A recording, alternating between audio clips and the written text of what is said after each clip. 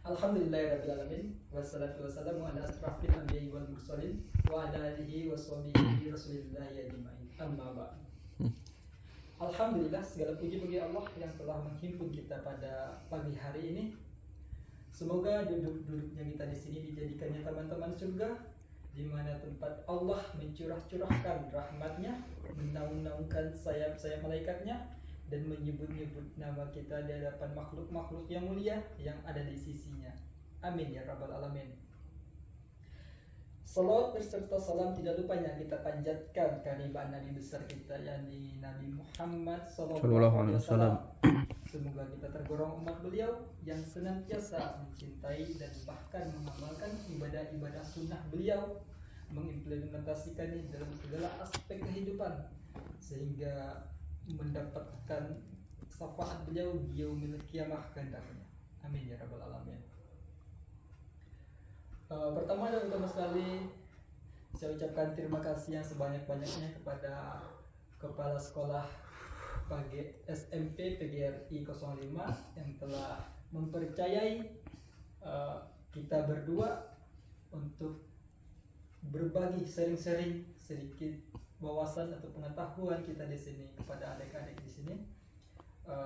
Insya Allah banyak lebihnya ada manfaat yang bisa digali oleh adik-adik yang di sini. Amin ya rabbal alamin. Mengingat bertepatan dengan momentum Rabiul Awal, kita teringat oleh peristiwa yang sangat besar yang dinanti-nanti oleh seluruh umat manusia di seluruh dunia tentunya, yakni lahirnya sosok manusia yang mulia yang menyelamatkan kita di dunia maupun kelak di akhirat nanti kita. Teman-teman semua udah ya tahu peristiwa terbesar di Rabiul Awal, peristiwa apa saja? Nggak tahu. Ya, peristiwa Rabiul Awal adalah peristiwa lahirnya Rasulullah Sallallahu Alaihi Wasallam. Ada yang tahu siapa Rasulullah Sallallahu Alaihi Wasallam? Nabi kita. Benar, beliau adalah seorang Rasul, uswatun hasanah yang diturunkan oleh Allah Subhanahu Wa Taala. Tapi satu pertanyaan besarnya, pada saat zaman Rasulullah lahir itu ada dua imperium terbesar, yaitu ada Persia dan ada Romawi. Tapi mengapa Allah mengangkat seorang Rasul dari sebuah wilayah yang kecil yang tidak dilirik oleh dari segi pengetahuan dan lain hal sebagainya, yaitu negeri Arab? Ayo, ada yang tahu? Ada yang bisa menjawab? Takdir kali, Kak. Takdir, Kak. Ya, benar. Selain itu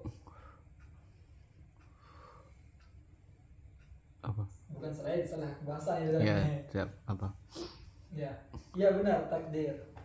Yang pertama-tama kita harus mengimani bahwa itu adalah hak prerogatif Allah. Di sana ada takdir Allah dan kita tidak bisa merubah dan menyangkalnya. Kita tidak boleh mempertanyakan mengapa bukan orang kota bumi misalkan, orang besar kemis misalkan. Nah, di sana ya takdir Allah. Tapi para ilmuwan muslim itu telah meriset bahwa Allah mengambil atau menjadikan Nabi itu dari orang Arab. Yang pertama, Arab itu sendiri adalah Mempunyai bahasa. Arab itu sendiri adalah memiliki bahasa yang terjaga. Nah, kenapa bisa terjaga? Karena dua imperium besar tadi itu tidak melirik nih kepada bangsa Arab sendiri, tidak melirik. Jadi dia itu tidak ke distract. Jadi kayak seperti bahasanya itu tidak mengikuti bahasa Romawi atau Persia. Dia itu mempunyai kultur tersendiri. Nah, bahasa Arab itu adalah bahasa yang dijaga oleh Allah sendiri. Makanya Al-Quran kita berbahasa Arab gitu. Jadi jangan ada yang mengatakan lagi, bahasa Arab, pergi aja ke sana, ke Arab, jadi orang Arab gitu ya. Insya Allah jangan ya. Dan yang kedua itu riset para ulama kita bahwa Nabi Muhammad SAW itu adalah orang-orang yang Allah sucikan dari keturunannya Allah jaga. Dari keturunannya adalah keturunan terpandang di orang-orang Quraisy, orang-orang yang dihargai. Kakeknya itu adalah penemu air Zam-Zam. Kakeknya itu adalah penjaga Ka'bah, penjaga pintu Ka'bah itu sendiri.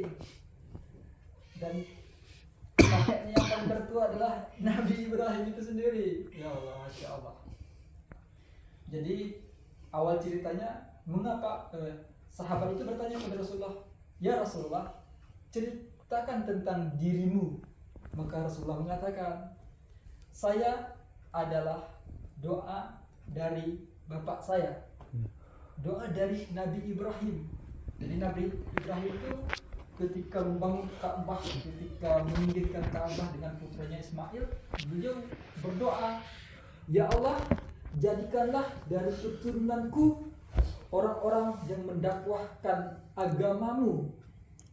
Nah, padahal doanya itu hanya selingkup bangsa Arab itu sendiri, bangsa Mekah itu sendiri. Tapi dijawab oleh Allah setelah sekian ribu tahun dengan lahirnya seorang nabi uswatun hasanah, yaitu Nabi Muhammad SAW. Dan beliau ini, Nabi Muhammad ini uswatun hasanah. Jadi apa namanya? Rahmatan lil alamin, rahmat bagi seluruh alam. Begitu. Yang kedua, Rasulullah itu mengatakan, saya adalah anak dari dua orang yang disembelih. Nah, ada yang tahu dua orang yang disembelih itu siapa? Yang pertama adalah Ismail alaihissalam. Ismail ini dulu disembelih oleh Ibrahim. Nah, dan pada saat itu turunlah syariat berkurban. Dan yang kedua adalah anaknya dari Abdullah. Yang disembelih Abdullah kan? Iya, Abdullah. Iya. Yang kedua adalah Abdullah. Jadi bapaknya Abdullah ini dulu Sebenarnya nggak disembelih sih, mau disembelih cuma. iya mau disembelih. Lupa nih ini ceritanya gimana. Iya, kan dia Enggak, maksudnya ceritanya kenapa mau disembelih gitu? karena mungkin kalau Berazam dulu ya. Berazam Iya, kalau ini laki-laki. Bukan. Kalau dia punya anak laki-laki lagi, maka kan aku sembelih. bukan itu dah. Bukan. Dia katanya berazam akan menyembelih anak yang terbaiknya. Oh, saya tahu. Udah tahu nih, diam-diam dulu. Jadi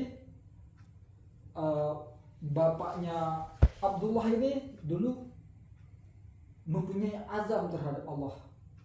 Kalau dia sampai menemukan air Zam-Zam, maka dia akan menyembelih anaknya sebagai kurban. Nah, di sana qadrullah Allah turunkan hidayah terhadapnya. Allah turunkan mimpi-mimpi yang menuntun dia untuk menggali suatu lubang di dekat Ka'bah. Dan akhirnya digali lah itu lubang. Setelah digali benar ditemukan kembali air Zam-Zam. Nah, di sana kakeknya ini atau bapaknya tadi itu berazam itu harus dilaksanakan karena azam itu adalah bagian dari hutang itu sendiri. Nah, dia mengambillah Abdullah ini, kakeknya Rasulullah, Abdullah yang mau disembelih. Tapi karena orang-orang Mekah itu melihat Abdullah ini adalah sosok pemuda yang baik, yang disegani, yang dihormati walaupun masih muda itu. Pokoknya yang terbaik lah pada masanya, sehingga orang-orang di Mekah itu melarang ya Kinanah gitu, jangan engkau jadikan Abdullahmu ini sebagai kurban untuk Tuhanmu. Nah, lantas Kinanah ini berpikir, lantas bagaimana agar saya bisa melaksanakan hutang saya ini? Nah, beliau diberi masukan oleh orang-orang Arab itu, katanya undilah anakmu dengan onta. Nah, di sana diundi itu diundi 1 unta banding Abdullah, lalu yang keluar unta, diundi lagi 20 banding Abdullah, diundi lagi, yang lagi keluar unta sampai Abdullah ini putus asa, dan itu udah undian yang ke-99 kali, yang dalam artian kata untanya sudah 99 ekor. Nah dia udah putus asa itu, ya mungkin Allah hanya menginginkan nyawanya Abdullah gitu, jangan gitu, masih dilarang ini oleh bangsa Arab yang lainnya, karena saking baiknya akhlaknya tadi, mulianya akhlak Abdullah itu. Sampai akhirnya digenapkanlah 100 unta dan diundi, dan alhamdulillahnya di sana yang keluar adalah unta, masya Allah. Untungnya lagi kakeknya ini adalah orang kaya pada zamannya itu. Coba orang kaya kita ya, disuruh ngundi anak gitu, diundinya sama ayam. Masya Allah, masya Allah, masya Allah. Ya di sana Rasulullah menceritakan dirinya gitu kepada para sahabat. Dan kalau menceritakan tentang Maulid Nabi Muhammad SAW, kita ini tidak bosan-bosannya. Kita sudah melaksanakan bahkan ratusan tahun yang lalu, cuman kita tidak menemukan satu titik di mana Maulid ini membawa perubahan yang signifikan bagi umat manusia, apalagi umat Muslim pada tentunya. Kita setelah melaksanakan Maulid, cuman ya kita gitu aja. Kita sebagai individu hanya baik sendiri gitu. Padahal Rasulullah sendiri adalah rahmatan lil alamin. Harusnya ketika kita memperingati Maulid itu sendiri, kita bakal mendapat banyak pengetahuan, bahkan semangat dalam menegakkan Islam itu sendiri. Seperti halnya dulu Maulid Nabi yang diadakan pertama sekali ketika perangnya Muhammad Al-Fatih saat menaklukkan Konstantinopel. Jadi pada malam itu Muhammad Al-Fatih mengumpulkan itu para prajuritnya, karena prajuritnya itu dan Muhammad Al-Fatihnya itu adalah bisarohnya Rasulullah, kabar gembiranya dari Rasulullah Sallallahu Alaihi Wasallam, bahwa Rasulullah itu mengatakan saat perang Khandaq, sahabat bertanya, ya Rasulullah, manakah di antara 2 kota yang kita bebaskan terlebih dahulu? 2 kota itu adalah kota Heraklius dan kota Roma. Konstantin. Roma dan Konstantin gitu ya. Kota Roma dan Konstantin. Nah di sana Rasulullah mengatakan kita akan menaklukkan kota Heraklius, itu kota Konstantinopel. Kota Heraklius itu Romawi. Herakl. Romawi. Konstantin. Tapi Rasulullah mengatakan kota Konstantin. Iya, Konstantinopel. Bukan Heraklius. Bukan. Oh gitu. Romawi atau Konstantinopel. Dan Rasulullah mengatakan kota Konstantinopel. Nah itulah beliau di sana bersabda bahwa panglimanya saat itu adalah sebaik-baiknya panglima, dan sebaik-baiknya pasukan adalah pasukan yang saat itu berperang di jalannya gitu. Masya Allah. Nah di sanalah dia, dan Muhammad Al-Fatih ini adalah pemuda yang sedari kecilnya sudah dicita-citakan oleh orang tuanya, diberikan bisarah itu, sehingga dia tumbuh menjadi seorang panglima perang yang jumawah, berhati besar gitu, pemberani dan gigih.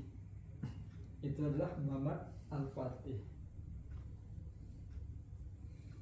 Apa lagi? Ada yang menariknya kemana ini? Apa bagusnya? Gini, itu Muhammad Al-Fatih. Dia itu mencontoh siapa? Bukan mencontoh. Berarti beliau telah merealisasikan bisaroh Rasulullah SAW. Iya. Gitu kan. Karena apa? Karena beliau itu teringat ya, memegang teguh bisaroh Rasul. Artinya beliau itu menjadikan Rasulullah sebagai standar standar kita. Lalu bagaimana dengan hari ini? Ya, kita sudah bertahun-tahun memperingati Maulid Nabi, bahwa kita tahu betul bahwa Rasulullah SAW adalah sosok manusia. Nah, pokok di sini nih. Nah, dari sana berhasillah Muhammad Al-Fatih meraih bisarahnya Rasulullah, yaitu menaklukkan Konstantinopel. Dan satu lagi PR kita, yaitu umat kita itu menaklukkan Romawi. Mungkin ini antum-antum semua ini yang pada saat ini di sini nih, adalah pemimpin untuk masa depan.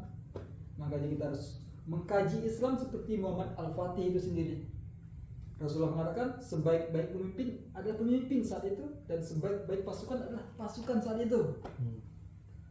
Dan kita harus menjadikan Rasulullah itu role model dalam segala aspek kehidupan. Sebagai anak muda yang inkilabian. Apa itu inkilabian? Revolusioner, Masya Allah. Dan Rasulullah itu adalah orang yang revolusioner. Saking revolusionernya, beliau itu mengatakan hal yang akan datang beribu-ribu tahun setelah beliau wafat. Masya Allah. Contohnya Muhammad Al-Fatih itu direalisasikan setelah sekitar 800 tahunan. Dan sekarang ini ada PR terbesar kita, yaitu menaklukkan Romawi. Nah, dan pada hari ini, pada momentum kelahiran Rasulullah ini, di sini kita menceritakan perjuangan Rasulullah. Kita membentuk generasi seperti generasinya Muhammad Al-Fatih. Kita menanamkan giroh semangat berislam. Kita kembali mencoret sejarah Islam, mencoret kegemerlapan sejarah Islam.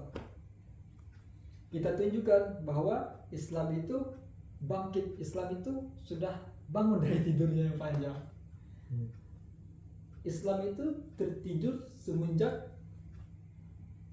runtuhnya Turki Utsmani 1924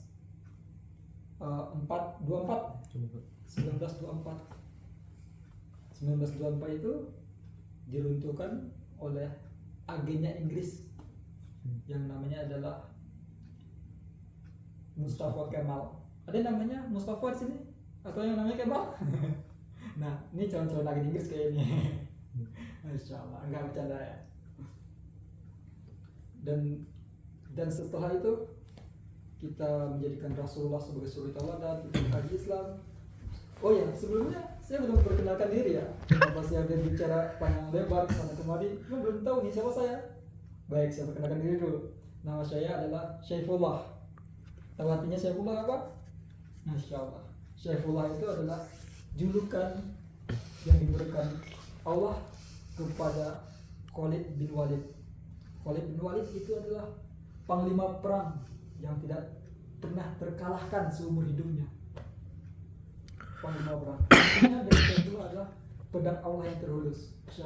Insya Allah saya berdiri di sini, saya mewakili dari Syaifullah yang lain. Ingin mengajak teman-teman semua, ayo kita bareng-bareng mengkaji Islam.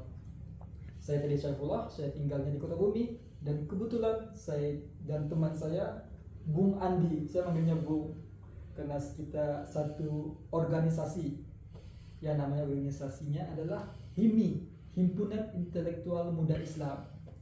Nah, kalau bicara intelektual muda, bahasanya harus semangat, harus menggebu-gebu, harus revolusioner gitu. Makanya tadi kita itu udah bawaannya udah hitung nih berapa nih, ayo kita jihad Palestina. Enggak ya, nanti kita nggak boleh gitu.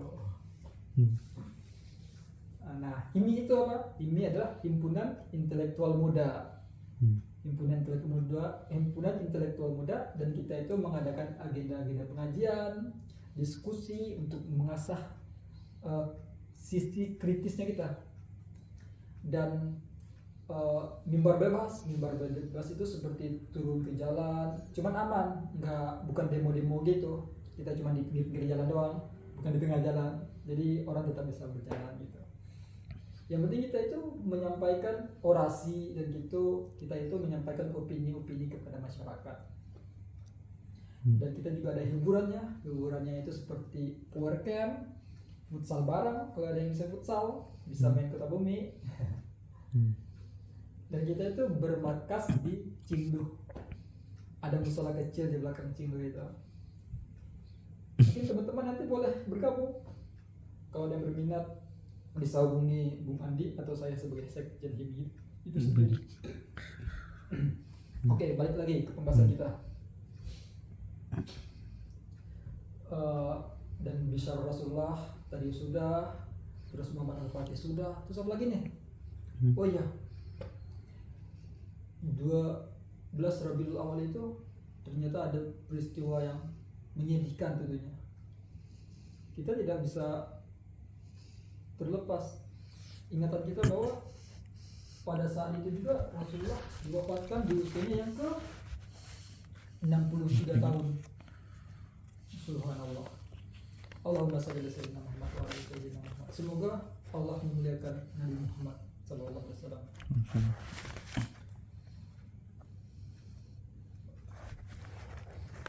Boleh kita lewat malah.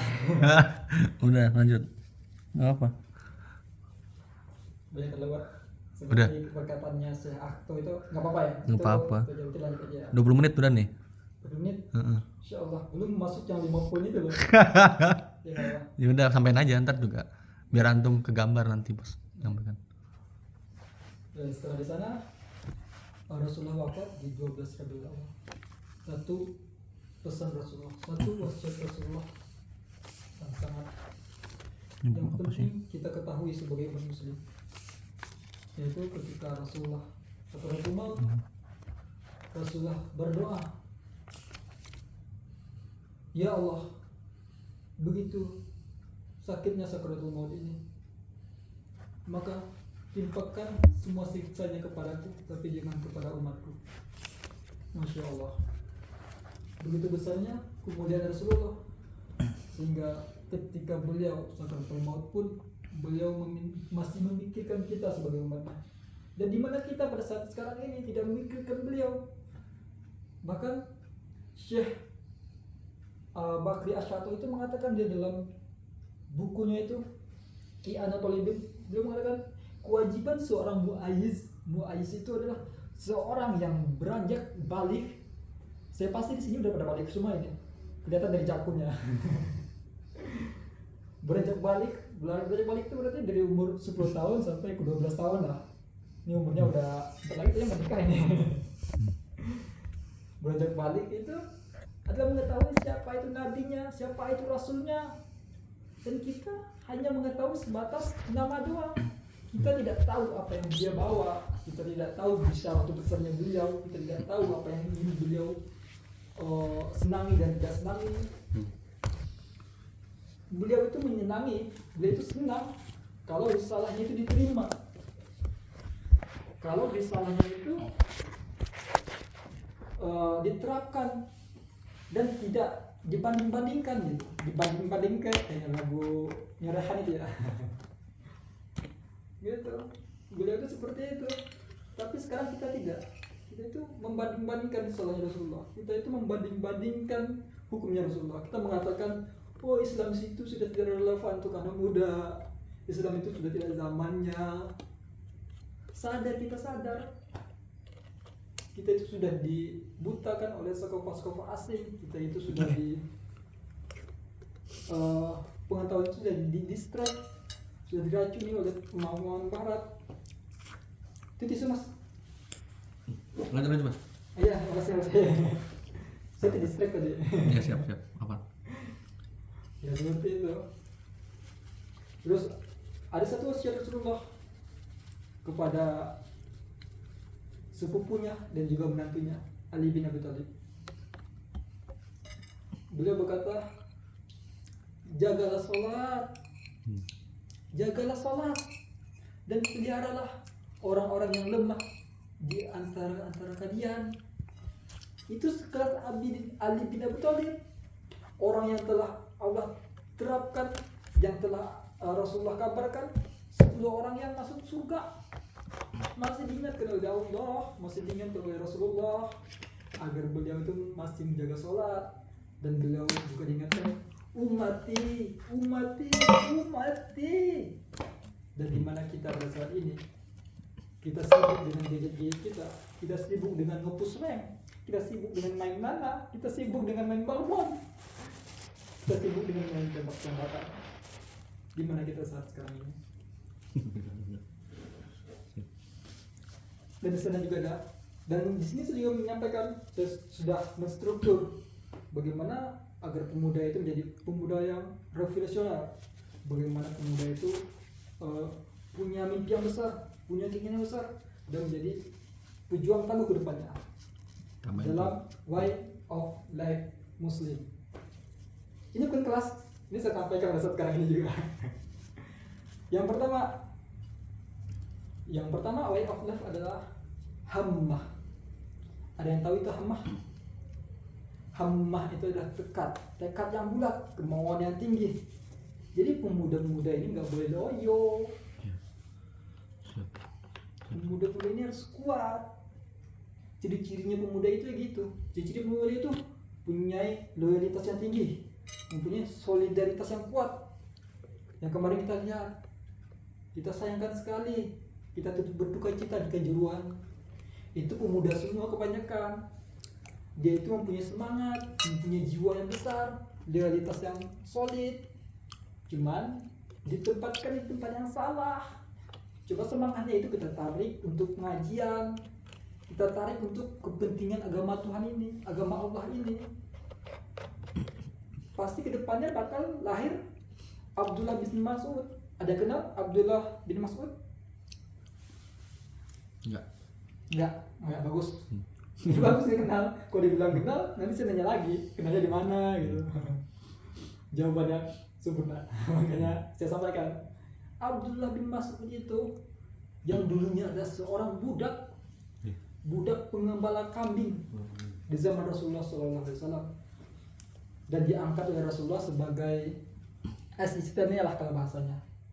Yang kemana-mana itu beliau yang selalu membawakan siwaknya Rasulullah gitu kalau berjalan. Nah itu Abdullah bin Mas'ud. Ketika beliau mendapatkan satu ayat dari Rasulullah, beliau langsung pergi ke Mekah. Beliau bacakan ayat itu di tengah-tengah kota Mekah, sehingga orang-orang yang lain pada berkumpul dan pada melihat dia. Ketika dia tahu bahwa Abdullah ini menyuruhkan untuk orang-orang Mekah itu mengimani Rasulullah, dan dia digebuk, dia dipukuli sampai pingsan pada saat itu. Dan setelah itu Abdullah bin Mas'ud ini dibawa pulang, dan setelah sadar ditanya oleh Rasulullah, "Ya Abdullah, bagaimana tentang keadaanmu?"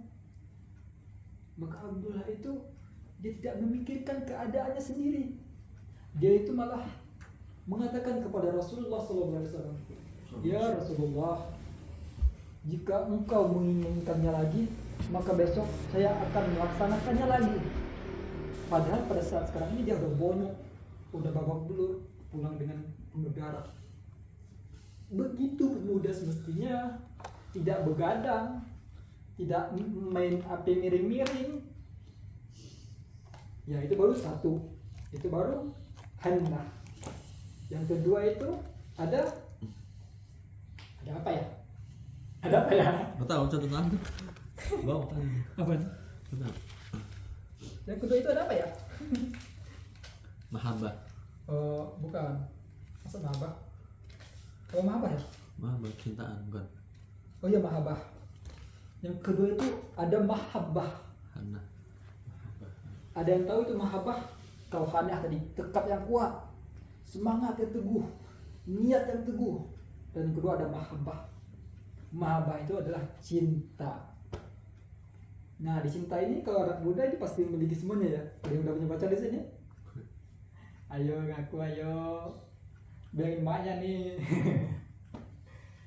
Mahabbah yaitu rasa cinta. Banyak orang salah mengartikan bahwa mahabbah itu adalah kata benda, padahal tidak. Mahabbah itu adalah kata kerja. Mengapa saya mengatakan mahabbah itu adalah kata kerja? Karena pada saat sekarang ini, pemuda-pemuda saat sekarang ini saya yakin mengatakan mahabbah itu adalah kata benda. Saat Abu Bakar mengatakan kepada Rasulullah, "Ya Rasulullah, saya mencintaimu sama dengan saya mencintai diri saya sendiri. Beliau mengatakan demikian. Terus Rasulullah menjawab, demi Allah, demi Tuhan yang jiwaku di tangannya, jangan katakan itu ya Abu Bakri, tapi katakan Allah dan Rasulnya lebih engkau cintai dari dirimu, dari anak-anak istrimu, dari harta-hartamu dan seluruh isi dunia. Dan seketika Abu Bakar itu mengatakan, ya Rasulullah, sekarang Allah dan Rasulnya lebih aku cintai daripada diriku, daripada anak dan istriku, daripada harta-hartaku, dan daripada seluruh isi dunia ini. Dan Rasulullah mengatakan, sempurnalah imanmu ya Abu Bakri. Nah, di sana kita menjadi itu, kalau cinta itu sendiri dikatakan menjadi kata benda, ketika Rasulullah menyuruh mengalihkan benda itu sendiri kepada Allah dan Rasulnya, otomatis Abu Bakar ini akan kehilangan. Tapi tidak, Abu Bakar itu menempatkan cinta itu sebagai kata kerja, sehingga mudah bagi beliau untuk mengalihkannya. Dan begitu juga dengan cintanya Zaid. Ada yang kenal Zaid? Zaid itu adalah putra angkatnya Rasulullah. Putra angkatnya Rasulullah. Ingat ya, putra angkatnya Rasulullah. Namanya Zaid bin Harithah. Dan ketika Rasulullah mengabarkan siapa yang mau menikahi wanita ahli surga ini, tuh ingat, siapa yang mau menikahi wanita ahli surga ini? Siapa itu wanita ahli surga? Yaitu ada ibu angkatnya Rasulullah, ibu susuannya Rasulullah, Halimah. Halimah Mas? Iya, Halimah. Halimah. Kalau nggak salah nggak Halimah deh. Nanti cari nanti. Oh, atau deh. Yang dinikahkan sama Zaid. Terus Zaid mengatakan, saya Rasulullah. Coba bandingkan ibu angkat sama anak angkat, beda usianya berapa coba?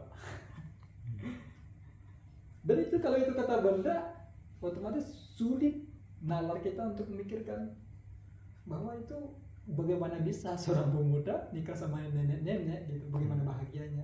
Cuman tidak, di sana adalah kata kerja bermain di sana. Makanya ketika kita bicara mahabbatullah, yaitu cinta kepada Allah, kita itu harusnya menafikan semua halnya dari dunia ini.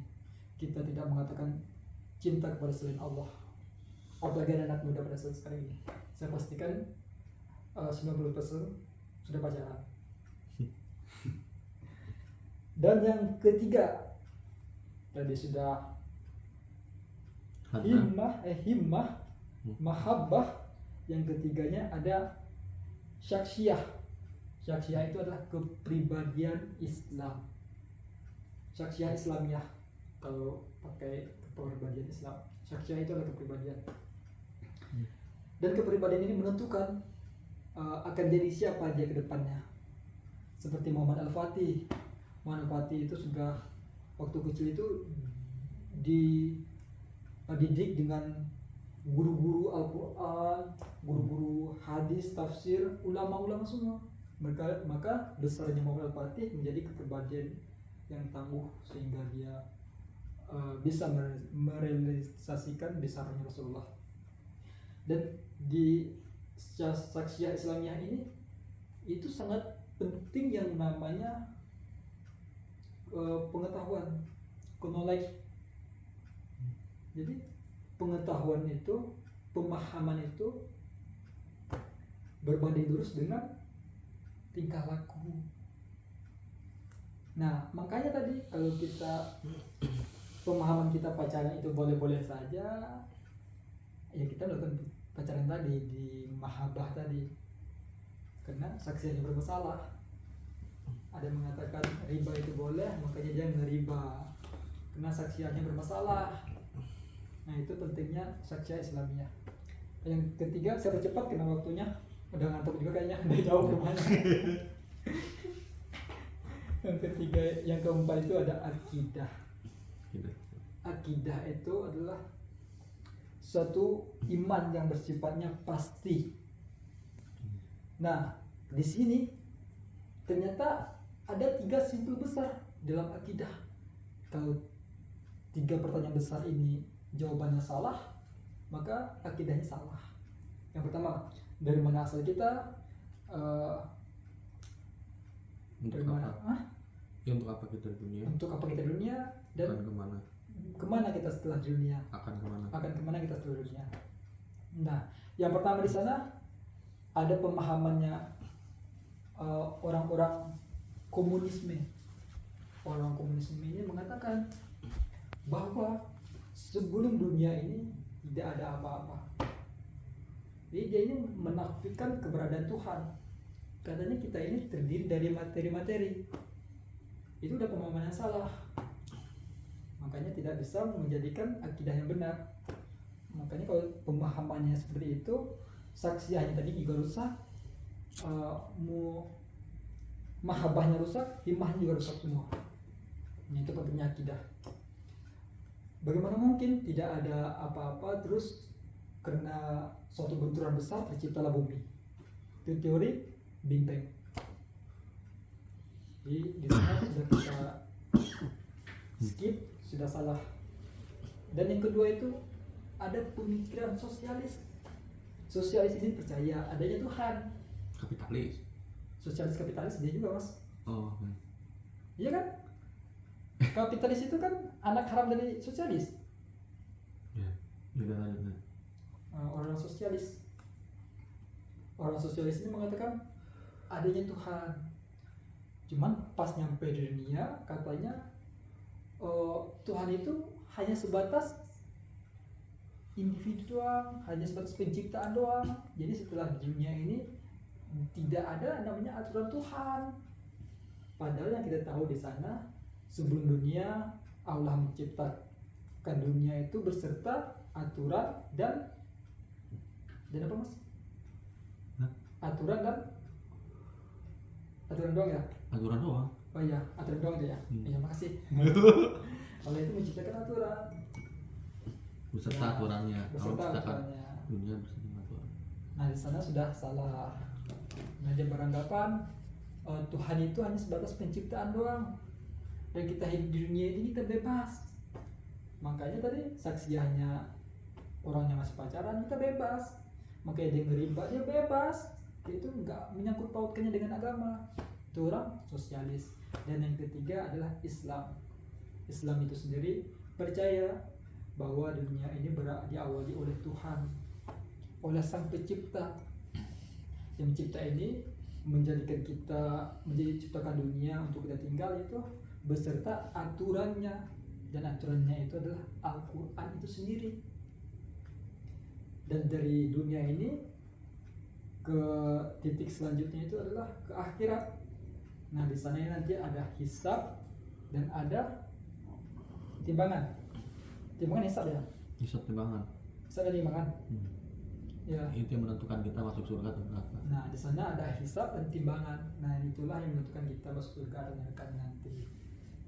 Itu adalah akidah, mengimani Tuhan, Allah kita, terus mengimani Rasulullah sebagai nabi kita, Al-Quran kitab kita. Dan yang kelima itu adalah kafah. Ada yang tahu kafah? Ya ayyuhallazina amanu udkhulu fis silmi kafah. Ketika akidahnya udah benar, saksiahnya bakal benar, mahabbahnya bakal benar juga pastinya, dan himmahnya, semangatnya itu bakal benar juga. Nah, barulah diselimuti atau dibingkis di dalam way of life itu. Kafah itu menyeluruh. Kafah menyeluruh. Ya ayyuhallazina amanu, hai orang-orang yang beriman, masuklah udzukulu fis silmi kafah, ke dalam Islam secara kafah, secara menyeluruh. Makanya kita dapat di bahasa sekarang ini mayoritas umat Islam di Indonesia ini paling banyak. Cuman coba lihat, yang riba siapa? Yang korupsi sekarang siapa? Yang makan BLT siapa? Bukan BLT kemarin. Orang Islam kan, orang Muslim kan. Coba di sini. Di sini kan orang Islam semua nih. Yang pacaran di sini siapa? Coba angkat kaki. Jangan yang duduk dulu. Ya gitu. Ya mungkin sekian, udah karena waktu terbatas. Semoga Kalau pengen melanjutkan, insya Allah nanti bisa dihubungi Kak Andi atau saya, kita sering-sering atau kita ikut pengajian abang-abang kita ini di HIMI, Himpunan Intelektual Muda. Ya walau alam sawab, karena waktu terbatas, saya akhiri dengan Assalamualaikum warahmatullahi wabarakatuh. takbir. Enggak ada takbir. Takbir. Udah. Udah. Panjang loh. Kita kirim udah sampai.